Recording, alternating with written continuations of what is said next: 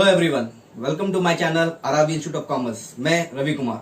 तो आज हम इस वीडियो में क्या करने वाले हैं? आज इस वीडियो में हम करने वाले हैं नेचर ऑफ मैनेजमेंट। ठीक है, बीएसटी का चैप्टर नंबर 1 है और ये नेचर ऑफ मैनेजमेंट करने वाले हैं। तो नेचर ऑफ मैनेजमेंट जो है ना, वो 3 सेक्शंस में डिवाइड किया गया है। क्या क्या है? Management is an art, management is an science and the management is an profession. सही है। तो अभी इन तीनों को अलग अलग समझेंगे। तो सबसे पहले हम क्या करेंगे? सबसे पहले हम देखेंगे मैनेजमेंट एज एन आर्ट। ठीक है। देखो guys, I am not going कि मैं आपको जाके वो बुक्स के लैंग्वेज को एक्सप्लेन करूं। मैं आपको ट्राई करूंगा कि जितना ज्यादा प्रैक्टिकल एग्जांपल्स दे सकूं, आपके रियल लाइफ से एग्जांपल दे सकूं, ताकि आप उसको अच्छे से कनेक्ट कर सको। ठीक है। बीएसटी इज ऑल अबाउट कि आप कितने अच्छे से समझें, बिकॉज जब क्वेश्चन जब आएगा एग्जाम में, वो कहीं ना कहीं आपका केस बेस आएगा। तो अगर आप सिचुएशंस को नहीं समझा तो उसको आप ठीक से सॉल्व नहीं कर पाएंगे। तो बीएसटी को, ठीक है, पॉइंट्स तो याद करना इज एन इंपॉर्टेंट पार्ट, ठीक है, बट आपको उस पॉइंट को समझना भी है, अच्छे से समझना है, तभी जाके वो आपको हेल्पफुल है। सही है। तो देखते हैं क्या है मैनेजमेंट इज एन आर्ट। तो भैया सबसे आर्ट का मतलब क्या होता है? वो एक कला है। ठीक है। तो मैनेजमेंट क्या है कि वो मैनेजमेंट एक कला है। कैसे है आर्ट? कैसे होता है? कहीं ना कहीं मैनेजमेंट में जब हम आर्ट का जब बात करते हैं तो हमारे पास कुछ ना कुछ स्किल होता है। ठीक है। तो जैसे कि हमने मैनेजमेंट में पहले भी बात किया है कि management is a group activity. तो अगर आप एक ग्रुप को हैंडल करना है, ठीक है, जिसमें आपके different different set of minds के पीपल्स हैं, तो उन सबको मैनेज करना भी एक स्किल है। क्या हर कोई कर सकता है? नहीं कर सकता है। ठीक है। सबके पॉसिबल नहीं है कि वो मतलब 10 लोगों को या 20 लोगों का ग्रुप को हैंडल कर सके। बट कुछ लोग ऐसे होते हैं जो 100 लोगों के ग्रुप को हैंडल करते हैं। ठीक है। तो वो क्या, वो स्किल है उनके में क्वालिटी है वो। ठीक है। तो ये जो क्वालिटीज है, ये दो टाइप के होते हैं यार। ये बाय बोन होता है या फिर कुछ अपने ना पढ़ के किया है। अगर मान लो कि कोई म्यूजिशियन है, तो म्यूजिशियन क्या हो जाता है? क्या नहीं, कुछ तो उसमें कला होता है, प्लस वो थ्योरी भी पढ़ता है। ठीक है। तो ऐसे हर चीज में, हर एक चीज में। तो देखते हैं कि मैनेजमेंट में क्या क्या पॉइंट बोलता है, क्या क्या फीचर्स है। Existing of the theoretical knowledge. तो आप जो बात कर रहे हैं मैनेजमेंट में थियोरिटिकल नॉलेज है। ठीक है। कैसे? अब एक एग्जांपल ले लो। चलो ठीक है, कुकिंग। ठीक है, कुकिंग करना है तो आप कभी कुकिंग का शो देखे हैं? वो बकायदा बताता है ना कि भैया जीरा इतना लो, हल्दी इतना लो, ये दाल चावल ये XYZ आइटम्स जो भी हैं वो इतना इतना करके क्वांटिटी में लो, उसको फ्राई करो, ऐसे करो। वो पूरा आपको बकायदा नोट डाउन करवाता है थ्योरी। ठीक है। चलो ठीक है, वो छोड़ दो अगर वो समझ में नहीं आया तो। और एक एग्जांपल लेते हैं कि अभी बहुत से स्टूडेंट होंगे जिसने अभी ऑप्शनल अपने सब्जेक्ट में पेंटिंग्स लिया होगा। Yes, painting. लगता है ना कि ड्राइंग बनाना है, काम खत्म। भैया पेंटिंग तो है, बहुत इजी है। थ्योरी है, उसका पूरा हिस्ट्री है। ठीक है। एक second boss.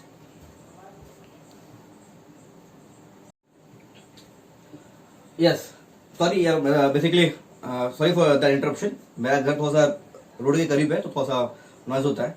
Sorry for the interruption. अच्छा, हम कहाँ पे थे? हम थे आपका थ्योरेटिकल नॉलेज ऑफ द ये में थे। जैसे कि आपको मैंने भी एग्जांपल दिया ही था कि पेंटिंग के बारे में, कि भाई पेंटिंग में आपका थ्योरी है।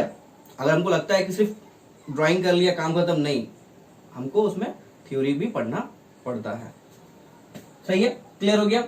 तो ये आपको समझ में आ गया थ्योरेटिकल नॉलेज कि आपका मैनेजमेंट एज एन आर्ट्स, जहां पर आपका थ्योरी भी एग्जिस्ट करता है। विदाउट थ्योरी आप चीजों को नहीं कर पाएंगे। करेक्ट है। Personalise application. अभी मान लो कि आपने आज आपको कुछ डिश बनाना है, कुछ एक खाना बनाना है।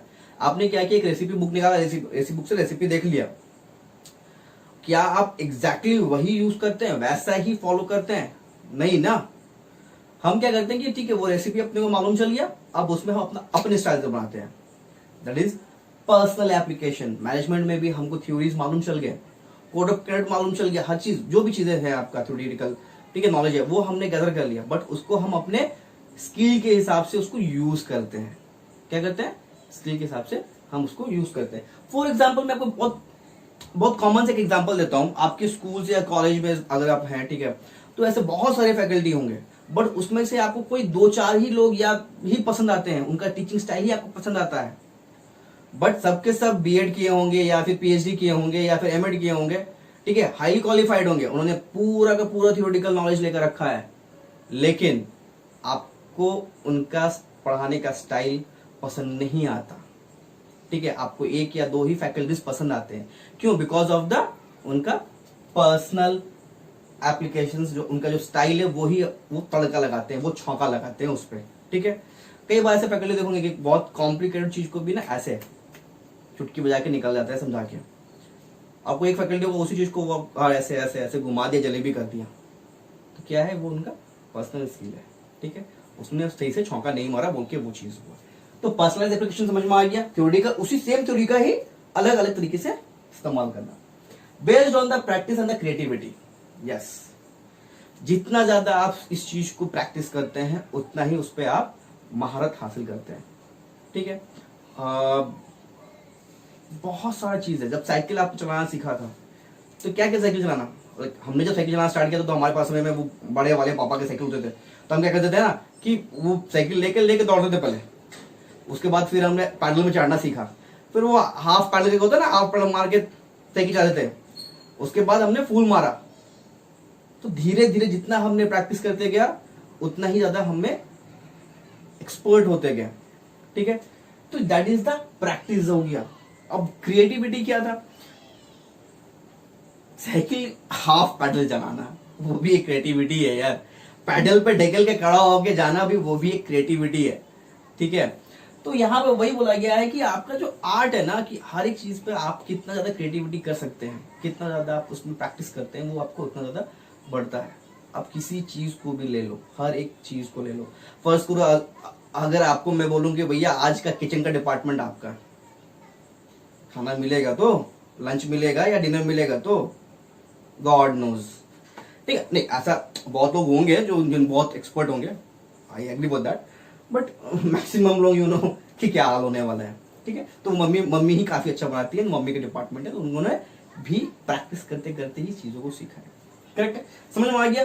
तो हमने क्या कवर किया, मैनेजमेंट आर्ट समझ में आ गया कि आर्ट क्या है, कि भैया आपके आर्ट में आपको थियोरेटिकल नॉलेज भी होना चाहिए, पर्सनलाइज्ड आप उसमें एप्लीकेशन भी लगाएंगे, प्लस आप जितना ज्यादा उसमें प्रैक्टिस करते जाएंगे उतना ही ज्यादा आपका क्रिएटिविटी बढ़ते जाएगा। क्लियर है, ठीक है। Based on the practice and the creativity. अगर आपने क्रिएटिविटी नहीं किया तो आप मार्केट से आउट हो जाएंगे। हर दिन नया नया फोन आ रहा है, क्यों, मार्केट में सस्टेन करना है बोल के, रीजन, ठीक। चलो ठीक है, क्लियर हो गया, ये समझ में आ गया। नेक्स्ट देखते हैं क्या है management as a science. Science मतलब हमको क्या समझ में आता है कि भैया साइंस है तो रिजिड होगा, set of rules and regulations है जो वो फॉलो करेगा, ठीक है। तो ये यहां पे भी तकरीबन वैसा ही है। अभी क्या बोलता है, सिस्टमेटाइज बॉडी ऑफ नॉलेज। जो थ्योरी आपके जितने भी साइंस के आप निकाल लो, थ्योरी निकाल लो, लॉ निकाल लो, वो एज इट इज ही है, उसको हम वैसे ही करते हैं, ठीक है, उसको हम चेंज नहीं कर सकते हैं। दैट्स व्हाई वो सिस्टमेटिक बॉडी ऑफ नॉलेज है, सही है। इसमें हम कोई भी चीज छेड़छाड़ नहीं करते, जिस तरीके से बताया गया उसी तरीके से करना है और उसी हिसाब से ही करते आना है, ठीक है। हम ये सोचते कर सकते हैं कि स्टेप 1 है, मान लो कोई एक एक्सपेरिमेंट है, स्टेप 1, स्टेप 2, स्टेप 3, स्टेप 4, क्या मैं स्टेप 4 को पहले ला सकता हूँ? नहीं। क्या मैं स्टेप 1 को लास्ट ले जा सकता हूँ? नहीं। तो जो सीक्वेंस है उसी सीक्वेंस में करना है, जो सिस्टमेटिक है। क्लियर है, समझ में आ गया। फिर principle based on the experiment and the observation. Yes, इसमें जो भी चीज हम डिसाइड करते हैं ना, वो एक्सपेरिमेंट कर करके ही करते हैं, ठीक है। हमको जब फाइनल रिजल्ट मिलता है ना, तो उसके पहले हमने बहुत ज्यादा एक्सपेरिमेंट किया होगा और हर एक एक्सपेरिमेंट को ऑब्जर्व किया होगा कि इसके क्या रिजल्ट्स निकल रहे हैं, तभी जाके वो मेरा सही फाइनल रिजल्ट निकला है। तो पूरा जो मैनेजमेंट जो है वो पूरा सिस्टमेटिक बॉडी ऑफ साइंस है, ठीक है। अच्छा, इसमें एग्जांपल देते हो, मान लो कि स्कूल्स का ले लो, ठीक है। कई बार स्कूल्स में क्या होता है ना कि ठंडे के सीजन में, विंटर सीजन में क्या होता है कि स्कूल्स डिले होता है, ठीक है। डिले मतलब मान लो कि अगर नॉर्मली आपका स्कूल का टाइमिंग 7:30 है, बट विंटर सीजन में क्या होता है कि वो 8:30 होता है। क्यों? बिकॉज की ठंड ज्यादा होता है, ठीक है। तो जब लोगों ने उसको ऑब्जर्व किया कि ठंड के समय में सुबह सुबह ज्यादा ठंड होता है तो बच्चों को स्कूल आने में दिक्कत होगा, बोल के उन्होंने क्या किया कि स्कूल का टाइम डिले कर दिया, करेक्ट है। वैसे ही अगर आप समर वेकेशन में देखो, समर्स में देखो समर क्लासेस, वो अर्ली मॉर्निंग होता है, 6-6:30 में होता है, ठीक है, और जल्दी छुट्टी होता है। क्यों? क्योंकि जितने लेट होता है उतना ही गर्मी बढ़ता है, करेक्ट है ना। तो समझ में आया, ये एक्सपेरिमेंट और ऑब्जर्वेशन के हिसाब से ही ये चीजें किया जाता है। वैसे वर्कर्स के लिए भी है, करेक्ट है।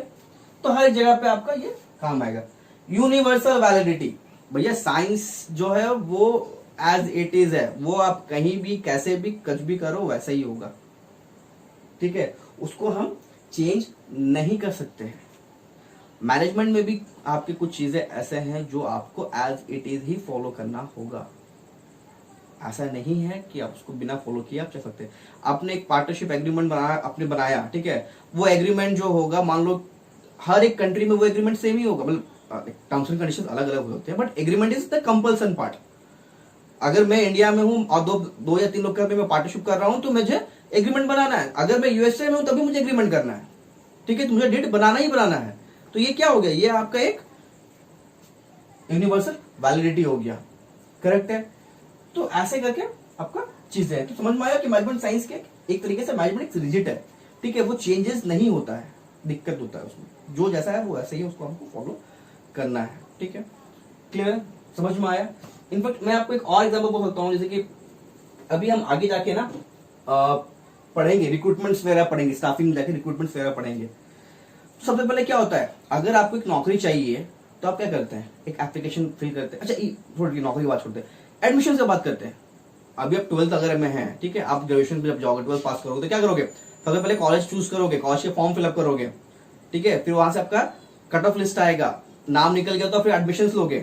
प्रोसीजर यही है ना, हर जगह यही प्रोसीजर होगा। क्या है कि आपका रिजल्ट कहीं पे है क्या कि आपको पहले आपको एडमिशन होगा, उसके बाद कट ऑफ देखा जाएगा, नहीं होता ना कहीं पे भी। हर जगह पे पहले आप फॉर्म फिलअप करते हैं, कट ऑफ आता है, देन एडमिशन होता है। तो ये प्रोसीजर है, ये यूनिवर्सल हर जगह है, क्लियर है, समझ में आ गया। तो मैनेजमेंट एज ए साइंस, जहां पे जो सर्टेन रूल्स एंड रेगुलेशन है उसको हमको फॉलो करना है और सही तरीके से करना है, क्लियर है। अब आते हैं हम मैनेजमेंट एज ए प्रोफेशन पे, इसको रब करते हैं फिर आगे बढ़ते हैं, ठीक है।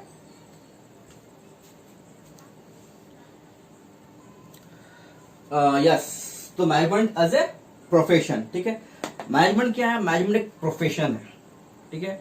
अब यहाँ प्रोफेशन क्यों बोल रहा हूँ, बिकॉज ना आपको यहाँ पर ही थियोरेटिकल नॉलेज भी चाहिए, आपको like certain rules and regulation उसको भी फॉलो करना है, एंड ये आपका एक कैरियर है। अब बहुत से लोग ऐसे होंगे जो कॉमर्स जिन्होंने लिया है, इसलिए लिया है सिर्फ कि उनको आगे जाके एमबीए करना है, ठीक है। तो आप जब बीबीए या एमबीए करते हैं या फिर एमकॉम करते हैं तो वो एक कहीं ना कहीं एक प्रोफेशन क्रिएट होता है, ठीक है। अगर आप एमकॉम या आप करते हैं तो क्या होता है, आप एक अकाउंटेंट के तौर पे जाते हैं। अगर आप एमबीए एक मैनेजमेंट के स्पेशलिस्ट के तौर पे जाते हैं, प्रोफेशन में जाते हैं, ठीक है। तो वैसा ही आपका बोला गया है कि मैनेजमेंट जो है वो एक प्रोफेशन है, ठीक है, क्लियर, समझ में आया बात। तो वेल डिफाइन, अब प्रोफेशन में बहुत, अब डॉक्टर एक मेडिकल आपका एक प्रोफेशन है, लॉयर्स प्रोफेशनल होते हैं, टीचर्स प्रोफेशनल्स होते हैं, ठीक है। तो ऐसे बहुत सारे लोग हैं जो आपका प्रोफेशन में होते हैं। अभी क्या बोलता है, well defined body of knowledge. अभी ये जो भी प्रोफेशन में होंगे, अब मान लो कि डॉक्टर है, डॉक्टर को पूरा कंप्लीट इंफॉर्मेशन होगा अबाउट द आपका मेडिकल ट्रीटमेंट्स के हिसाब से, तो वो प्रोफेशन है। एंड इसमें ना बहुत high degree of education required होता है, high degree of education requirement होता है, क्लियर है, समझ में आया बात। अगर आपको एक लॉयर बनना है तो आपको लॉ का पढ़ाई करना पड़ेगा, तभी जाके आप एज ए लॉयर बन सकते हैं। अगर आपको टीचर बनना है तो आपको एक मास्टर्स डिग्री करने पड़ेंगे, साथ में आपको बीएड, पीएचडी, ठीक है, एमएड, ये सब भी करना होगा, तो तब जाके आप इस प्रोफेशन में आ सकते हैं, करेक्ट है। Restricted entry as it is, जैसे आपको मैंने बताया कि यहाँ पर एंट्रीज रिस्ट्रिक्टेड है, हर कोई प्रोफेशन में नहीं आ सकता है, हर कोई प्रोफेशन में नहीं आ रहा। अगर आपको एक कंपनी का बड़ा सक्सेसफुल मैनेजर बनना है या फिर सीईओ बनना है तो आपको कुछ नहीं तो कम से कम आपके पास मास्टर्स डिग्री होना चाहिए, ठीक है, एमबीए होना चाहिए। आज के डेट में कोई भी कंपनी एक उसी मैनेजर को अपॉइंट करता है जिसके पास एमबीए होता है, ठीक है। तो अगेन यहाँ पर ही हर कोई एंट्री ले नहीं सकता है, क्लियर बात समझ में आया। इसके लिए क्यों, क्योंकि यहाँ पर हाई आपको क्वालिफिकेशन रिक्वायर्ड है, एंड हाई क्वालिफिकेशन के साथ में आपका पैसा भी ज्यादा लगता है, तो रिस्ट्रिक्टेड एंट्री है। दूसरा, प्रोफेशनल एसोसिएशंस, हर एक प्रोफेशन का एसोसिएशन है, जैसे कि आपका आईएमए, इंडियन मेडिकल एसोसिएशन, ठीक है, आईसीएमए, ठीक, आईसीएआई है, ठीक है, वो आपका कॉस्ट अकाउंटेंट लोगों का आपका एसोसिएशन है, आपका बार काउंसिल, लॉयर लोगों का एसोसिएशन है। तो हर एक प्रोफेशन के क्या है ना कि आपके एसोसिएशन होंगे और उस एसोसिएशन से वो जुड़े हुए होंगे। एंड यू नो कि अगर आपने एलएलबी लॉ का पढ़ाई अगर अपने डिस्टेंस में किया है तो आप फुल टाइम आप एज ए लॉयर काम नहीं कर सकते हैं, आपको बार काउंसिल जो है वो आपको परमिशन नहीं देता है। अगर आपका फुल टाइम क्वालिफिकेशन है तभी जाके आपको वो अलाउ करेगा to join the bar council. Clear है? तो ऐसा ही आपका पर्सनल एसोसिएशन होते हैं जो कि आपको उसके साथ में जुड़ा होना चाहिए। Ethics code of conduct. Code of conduct का मतलब क्या हो गया? कोड ऑफ कंडक्ट का मतलब हो गया कि सर्टेन एक रूल्स एंड रेगुलेशंस, एथिक्स, परंपरा। ठीक है। अब डॉक्टर्स क्या बोलते हैं कि जब भी वो अपना प्लेस देते हैं कि हम हमेशा पेशेंट का जान बचाने की कोशिश करेंगे सबसे पहले, तो ये वही चीज है। तो वैसे ही मैनेजमेंट में भी है कि मैनेजमेंट जो बोलेंगे प्रोफेशन है तो उनका भी आपका कोड ऑफ कंडक्ट है जिसको वो फॉलो करते हैं। ठीक है। विदाउट कोड ऑफ कंडक्ट किसी का काम नहीं होता है। ठीक है। कोड ऑफ कंडक्ट अगर नहीं होगा तो आपका चीजें आउट ऑफ कंट्रोल हो जाएगा। ठीक है। हर एक जगह कोड ऑफ कंडक्ट है। आपके घर पे भी कोड ऑफ कंडक्ट है, स्कूल्स में है, कॉलेज में। कैसे? आपका स्कूल्स में आपको आने का टाइमिंग नहीं है, इन का टाइमिंग है, आउट का टाइमिंग है। ठीक है। ब्रेक्स जो होते हैं आपके लंच ब्रेक्स, उसके लिए भी आपका टाइमिंग है। ऑफिस में जाएंगे तभी आपको टाइमिंग है। यूनिफॉर्म्स है, पीरियड्स है, सारे चीज आपके कोड ऑफ कंडक्ट के अंदर में आते हैं। यूनिफॉर्म्स पहन के आना है, प्रॉपर यूनिफॉर्म पहन के आना है, हेयर कट कराना है, everything is come under the code of conduct. वैसे ही आपका मैनेजमेंट में भी कोड ऑफ कंडक्ट से जिसको आपको हमको फॉलो करना पड़ता है। ठीक है। इसी के लिए बोला गया है कि मैनेजमेंट जो है वो एज ए प्रोफेशन है। देन सर्विस मोटिव, जो भी प्रोफेशन में होता है उसका मेन मोटिव होता है सर्विस प्रोवाइड करना। वो कोई भी प्रोडक्ट नहीं बनाता, वो सिर्फ सर्विस प्रोवाइड करता है। ठीक है। अगर मैं टीचर हूं तो मैं क्या कर रहा हूं? मैं सर्विस प्रोवाइड कर रहा हूं। लॉयर है तो लॉयर क्या करता है? सर्विस प्रोवाइड करता है। डॉक्टर क्या करता है? सर्विस प्रोवाइड करता है। तो जितने भी लोग प्रोफेशन में होंगे वो सारे के सारे सर्विस प्रोवाइड करेंगे। ठीक है। उनका मोटिव क्या होगा? आपका सर्विस मोटिव होगा। तो that's why management as a profession. समझ में आ रहा है बात को? तो क्लियर हो गया ये पॉइंट्स। तो हमने क्या कवर किया? हमने पूरे तीनों पॉइंट्स कवर कर लिए। Management as an arts, management as a science and management as a profession. I hope कि आपको सारी चीजें समझ में आ गई होंगी। ठीक है। अगर कुछ भी डाउट्स है ना, कुछ भी डाउट्स है, आप बिल्कुल बिंदास होके मुझे कमेंट कर सकते हो, मुझे मैसेज कर सकते हो। ठीक है। ताकि मैं आपके जो भी डाउट्स है ना उसको मैं आपके डाउट्स को क्लियर कर सकूं। ठीक है।